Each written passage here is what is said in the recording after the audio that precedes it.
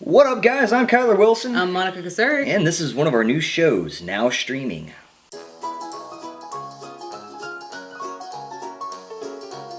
So, just a refresher. These are reviews on videos that are now streaming via services like Video On Demand, iTunes, Amazon Prime, Netflix even. We'll be doing one on Babadook soon, but not today. Babadook, duck. Anyways, so this one is on Maggie, and it was quite a treat for me, and I'm not sure about Monica, but we're going to discuss it now. Magpie. So, what'd you think? I thought it was pretty good. I like that it was told. So, the concept of zombies. For you people that watch this preview and think it's going to be a full-on zombie film like Land of the Dead, Day of the Dead, and all those other favorites, it's not like that. You were barking up the wrong tree. Don't go in there thinking you're finna see everybody running and chopping and screaming and And the crappy thing about it is the preview doesn't pretend to be that either. But I see a lot of reviews. People see zombies and they're like, yes, right. Woo, we're about to fight, we're about to see what kind of weapons we're gonna make, blah, blah, blah, blah, No. blah, blah. This is not that. This is a drama. This is to bring your family and to enjoy the love between... This is not a family film. Do not let her lie to you. This is not a family film at all. It's about a family, but it's not a family film. Unless you're ready to talk about what's going to happen with your kids when the zombie apocalypse Exactly. This is the movie for those parents to get them through the zombie apocalypse. So guys, this will be a pretty spoiler-full discussion, as I think, or it's going to be pretty consistent on this particular show. So if you haven't seen it, I definitely think you should go. I definitely think you should go check it out. I think it's totally worth the video on demand. I'll be getting it on DVD. Monica, you agree? Yeah, because it was different. We were gonna go see it in theaters. The preview was intriguing enough. We were gonna go see it in theaters, and then if you guys watched that one film feed we did, I didn't get to go see it in theaters. No. So, anyways, so this movie is about a father who is needing to come to terms with the fact that his daughter's gonna die. That is that is truly what this movie is about. The fact that it happens to be a zombie virus is irrelevant to me. Yeah, they did a really good job of making that a point, but ultimately it was about preparing to... Euthanasia. That's, I mean, you know what I mean? That's what it is. It's preparing to take care of your family member that you know is infected with something. She starts off the movie infected, and she goes, like, they don't show, they have a little flashback, a little small flashback, but she starts off the movie infected, and you know that by the end of the film, something's going to have to be done. And we've seen that trope in zombie films before, but that's always like an off note, like a minor, like, oh, it's gonna have to, the father's gotta kill the daughter, or the daughter's gotta kill the father, one of the two. This is the entire film, and it focuses on that drama. I'm sorry, I didn't cut you off. It's fine. But here's the thing.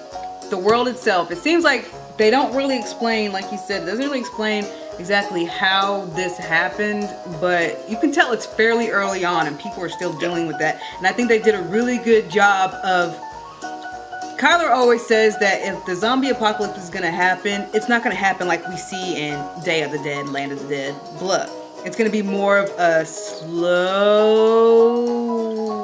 wave, I guess you could say.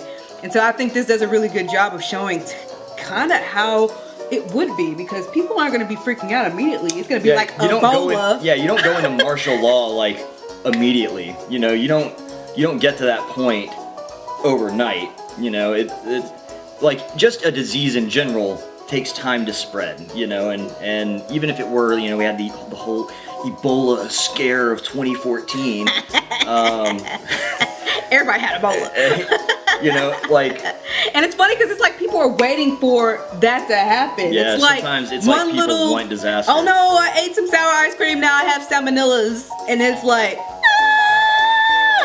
salmonella outbreak in Indiana, Washington, Texas, all in the northern, and it's just like, can we not prepare? Or are they trying to prepare? Oh God, no, we're not going to get into we're not that. gonna do that. But here's what I like about this film. It seems like it's fairly early on. I mean, there's still food in the gas station. There's Nobody's still people walking rioting or around. looting or anything like None that. of that crazy stuff that people.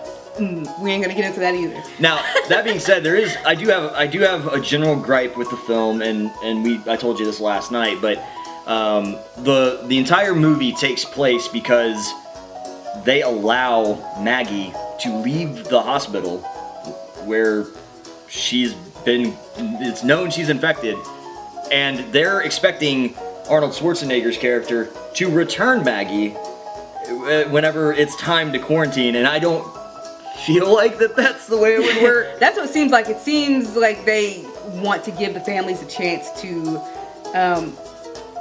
like make send amends, the goodbyes, yeah. but they completely just allow these people with the virus to. I mean, like in real life, they would never allow them. Like, and that's the one thing. That's the one thing. Because they know it's contagious, they wouldn't let nobody leave. So that's kind of one of those weird.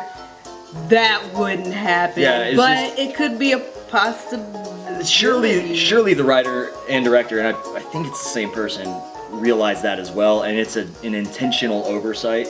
Because what I kept telling her last night was, it's almost like the movie knows that it doesn't really grasp the concept of like a disease outbreak, but it doesn't care either, and it's really just trying to focus on that emotion of a father having to say goodbye to his daughter over the course of a few weeks. Because we don't see that in many other zombie films. We just get to see the rah, 2 seconds of crying, Yeah. oh my God, I'm scared, but you don't actually get to see the calm moment of, okay, once you're settled, holy crap, I just lost my blah, blah, Yeah, blah, blah, blah. The only movie I can think that really does kind of hit on those sort of, the only zombie movie that I can think that really does kind of hit on that is like 28 Days.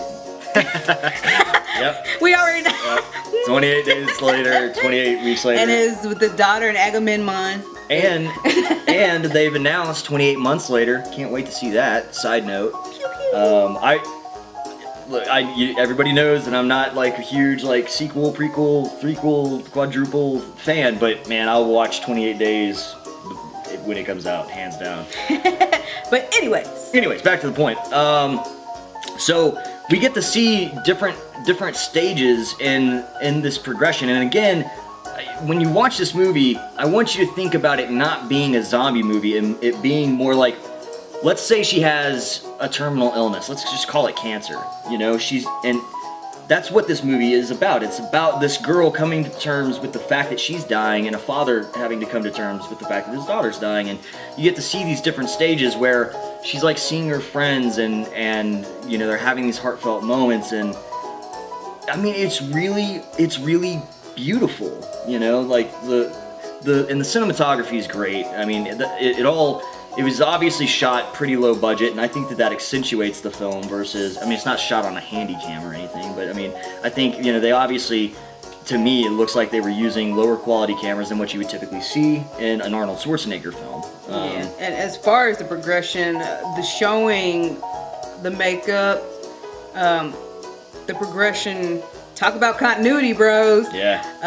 They did a good job of steadily progressing, and you know, down to the part where she does the eye drops. Yeah. You know, and it kind of wakens it up a little bit, but ultimately this virus is taking over, Yeah. and it just continues to get more, right down to the whole breathing. Yeah.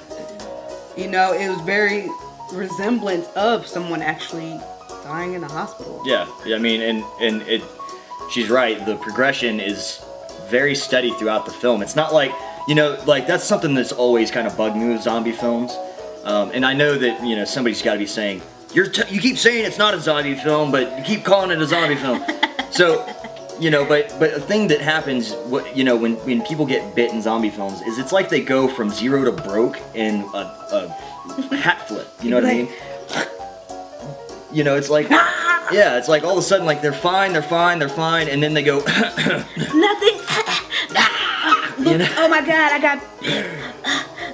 And their makeup like drastically changes. Like what Monica's saying is they really did this slow progression through an hour and a half of the film. Just starting from the ear and going. And seeing like different parts on her body, like her back and whatnot, that were, it was really great. And I personally loved seeing Arnold Schwarzenegger play a real guy. Now look, I don't know what she's laughing at, but go ahead. You say a real guy, but ultimately he didn't play the fucking Terminator. He didn't play the Terminator. He didn't play. But this is so an action funny. star. It's like they purposely don't give him that many lines because of his accent. I don't know. It's weird. I feel like he rarely did any talking in this movie. When he did, it was all in the face. It was all in the face. Now that being said, look, I think that if this movie had been given to Kevin Spacey, it would have probably been a better film. Now, but that's me being an asshole to Arnold Schwarzenegger, because I don't want to take away from what Arnold Schwarzenegger did. He's not that kind of an actor, but it was still nice and refreshing to see him step out of The Terminator or The Last Action Hero or most people won't remember that movie. Or, well, go watch Last Action Hero. Watch it before it gets rebooted.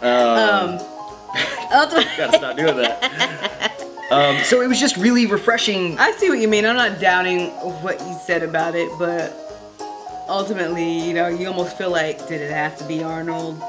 I mean, no, but I think Arnold probably helped finance this damn film. He did. So I bet the movie wouldn't have gotten made, and we wouldn't have even seen it. Like somehow or another, he probably had some tie to the writer or the director, or if it was the same.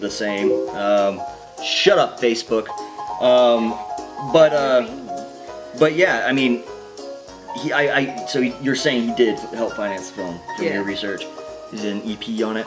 Yes. So and it's not shocking. A lot of times that's what happens with these lower budget indie films is they'll get a big star, but he comes on as an EP or that doesn't necessarily mean he donated money, but I would bet money that he donated money. Sure, but it was okay he did okay for what he was doing. The ending of the film, and this will be a pretty big spoiler talk. That's not me honking boobs. That's not me I'm honking boobs. So the ending of the film, Maggie turns, and Arnold is sitting there with his gun, and he's ready to do it. His eyes are closed because he's been sleeping, but he's awake. She comes right down to him. She gets right in his face, and whatever human side of her she had left kisses him on the forehead, and she walks away and goes and jumps on the roof to jump off the roof and kill herself. And it was awesome. This is what he did. The second she kissed him, I was like, oh! Shut up, Monica. Making fun of me. I have it on video. She does have it on video. Maybe I'll show it. I don't know. Maybe we will. Maybe.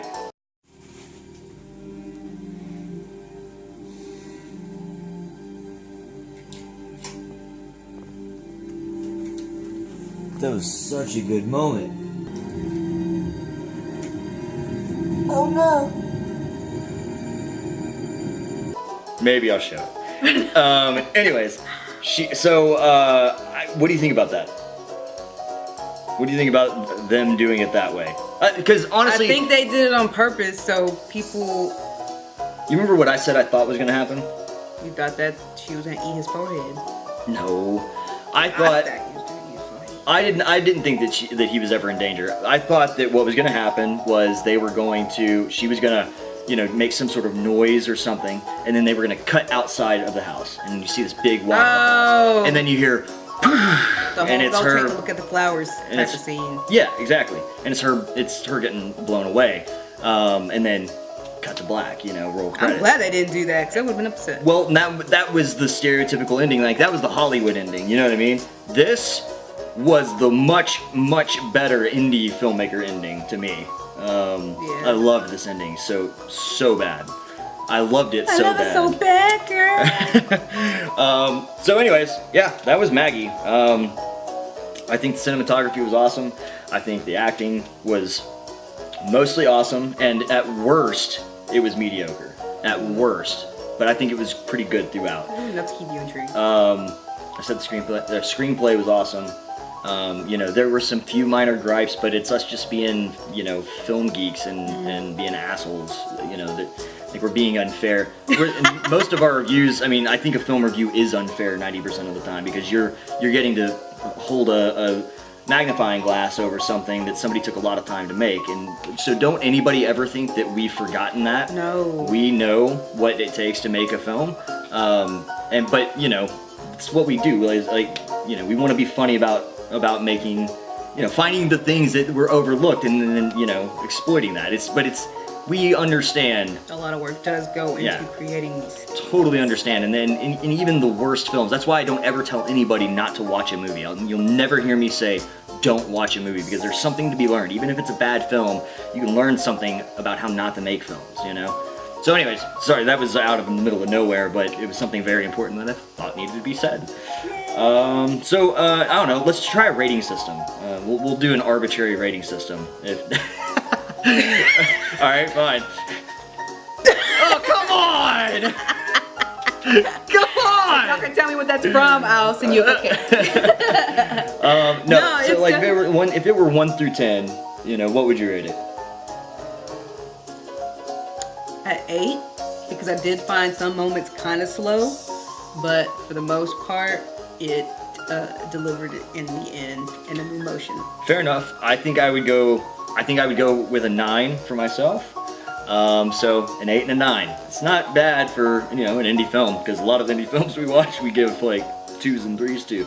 So anyways, 8 and 9. There you go. I think we'll wrap this up. Have you seen Maggie? If you have, make sure to let us know what you thought about it in the comments section below. If you haven't, for the love of God, go watch it now and then come back and let us know what you thought about it in the comment section below.